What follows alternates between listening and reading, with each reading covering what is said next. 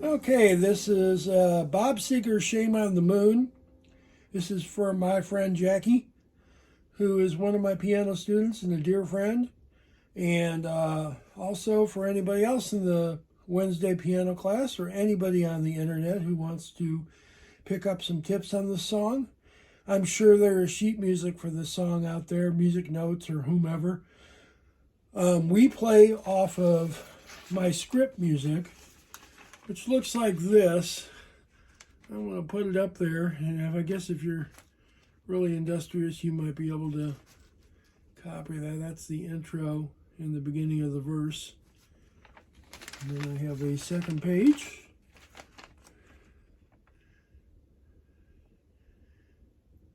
And then a third page.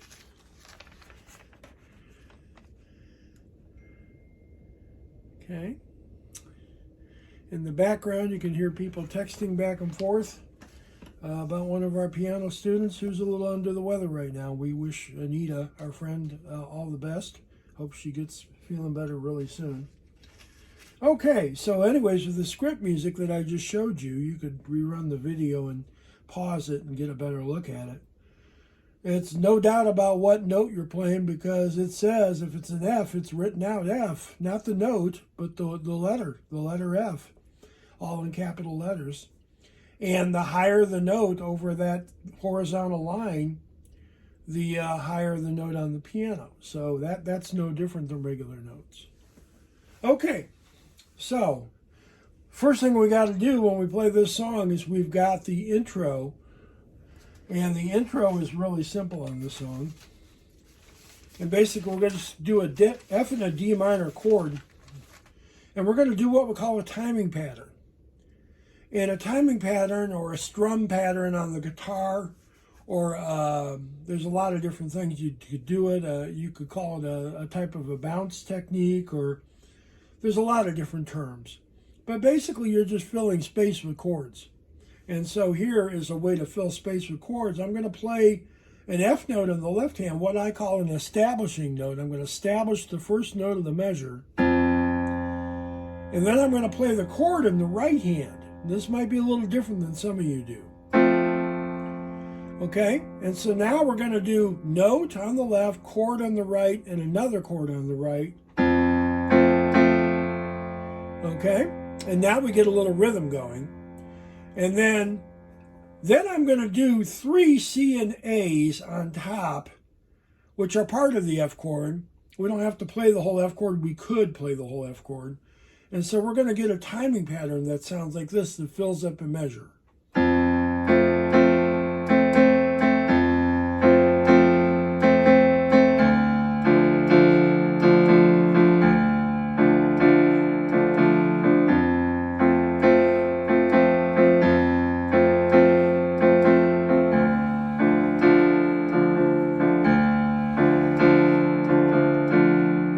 So there's your intro. That's all there is to it.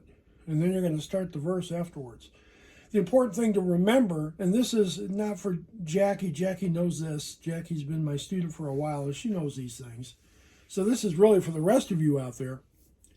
A timing pattern is just a way to take up space with a chord. And there's a million different ones. You can make up your own if you know something about chords. And I can take this one and I can modify it. I can go.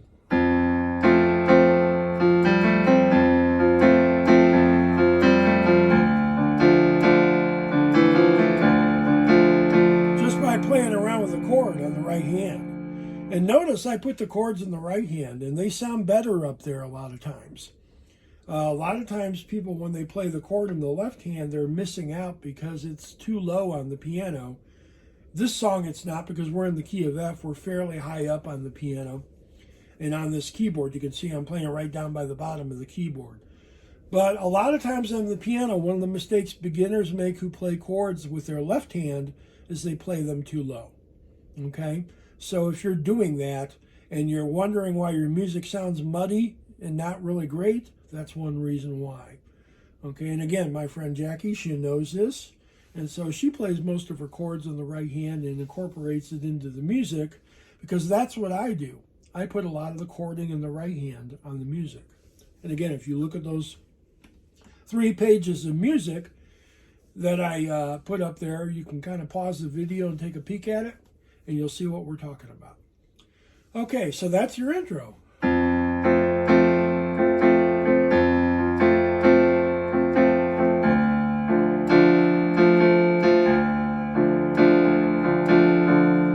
And there's a lot of different things we can do with that. Okay, and now we're going to establish the F chord for the beginning of the verse. Okay, so right down there again with the left hand. Okay, and then we're going to start the verse, and I got to peek at what I wrote. I know how to play the song without the music, but I'm just trying to keep faithful to the music for you guys. Okay, and now we're going to talk about rhythm in that left hand again, just as soon as I play this first part. Establish the chord note with the left hand.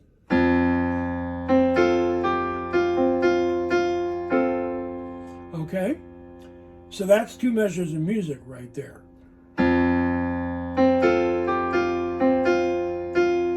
You can hear the rhythm is a little different the second time I played it. It doesn't have to be exactly any particular way. It just has to sound like the song.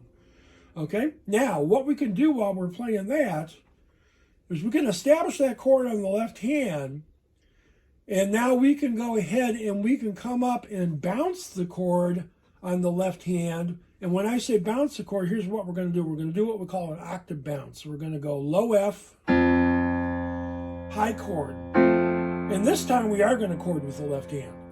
Low F, that's a note, high chord. Octave bounce or stride, okay, on the piano. And so now what we can do is we can take those 2 measures and then we can go.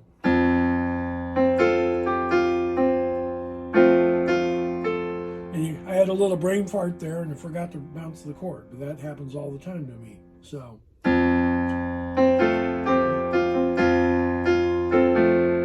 And you saw there I doubled my bounce. I did it twice as much.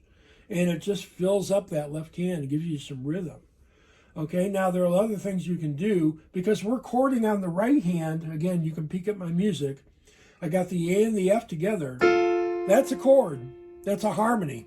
A and F. That's 2/3 of the F chord. So I can go ahead and do just a note bounce. I can go from low F to high F on the note. Okay, so here we go.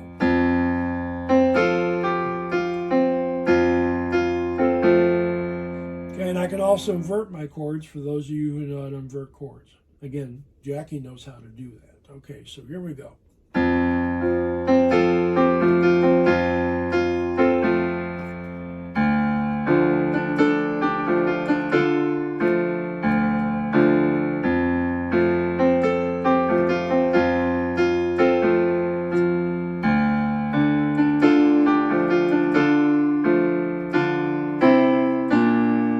We're going to stop right there, okay? We played the first little part of the song, and you notice I kept getting a little more complex with the bounce.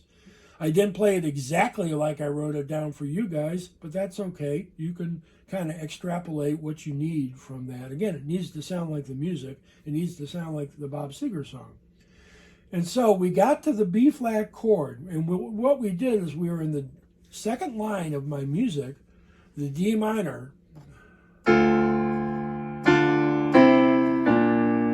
and we're going to do a little walk down there, okay? We're going to walk down from D minor to C. And now, I've just got a note written there, but I went ahead and filled the chord in too. There's no reason you can't do that in an establishing note.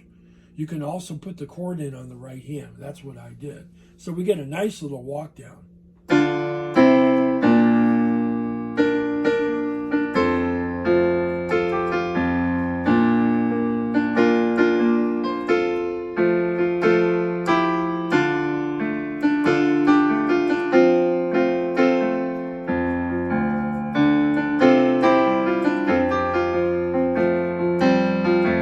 Brain fart there on the end of the song. Don't judge me. I'm not perfect. I'm getting old. I occasionally manage to play something without messing it up. And so I don't worry about it because I'll just play it the next time and try and do better. And that's what I tell all my students to do. Okay, so now We played through the verse. We're going to play through the verse twice. I don't need to tell you too much about that. Now we're going to go to page 2 of my music, which again, you can pause the video and take a peek at. And the chorus goes to we're going to go to the chord A flat. Okay? And I've actually got it written down at the beginning of the chorus as an inversion with the E flat on the bottom of the right hand, the A flat in the middle, and the C on the top, okay? And I'm having a heck of a time playing the piano, as usual. When I make a video, I always get nervous.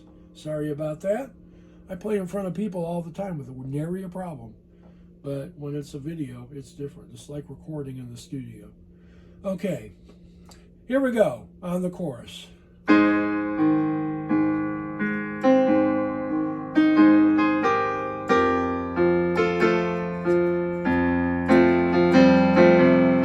And I'm just doing a little timing pattern there again on the F chord.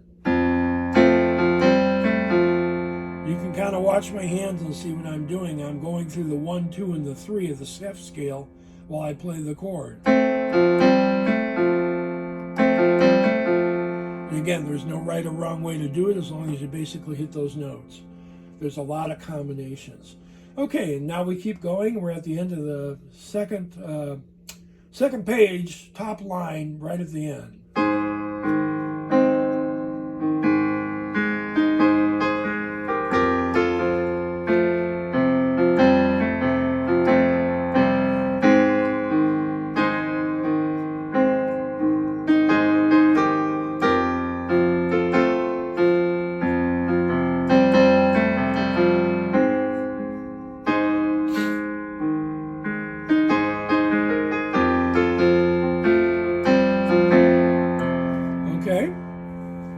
And so that gets us through the chorus. And now we can either go back to the verse and play another verse line like Bob Seger was singing it, or we can do, I wrote a piano solo, which is on page 3 of the music. And again, you can take a look at it. And it's got a lot of double notes in it. Okay, and I wrote that out for my friend Jackie so that she could kind of play along. It's actually a pretty well done solo, if I do say so myself. I may not be able to follow it because I can't read the music while I play. It's horrible. After 45, 50 years, you'd think I'd be able to do some of the stuff. But I can actually solo quite well on this song without any music, so it's not a big deal. How's that for a boast? But anyways, we're going to play a piano solo of some type, okay? And what we're going to do is we're going to put a lot of little country stuff in there. And the country stuff that we're going to do is we're going to put a lot of little top harmony in there, which is a very prominent feature on country piano. Now you think, why country? It's a rock song. It's actually a rock ballad. So why country? And the reason is that's what Bob Seger's piano player does. You know, that's what he does. And a lot of rock piano players put a lot of country in their solos because it sounds good with rock ballads. So it doesn't sound as country as you might think it would. It has a taste of country, but it's not a country song, so it all works. And so if you do it right, and again, you don't have to do that. You could do a million different solos. You could do a bluesy solo here. It really wouldn't sound like the record, but you could do it. You know, I could think of a lot of different things I could do, but sticking close to the actual record or the digital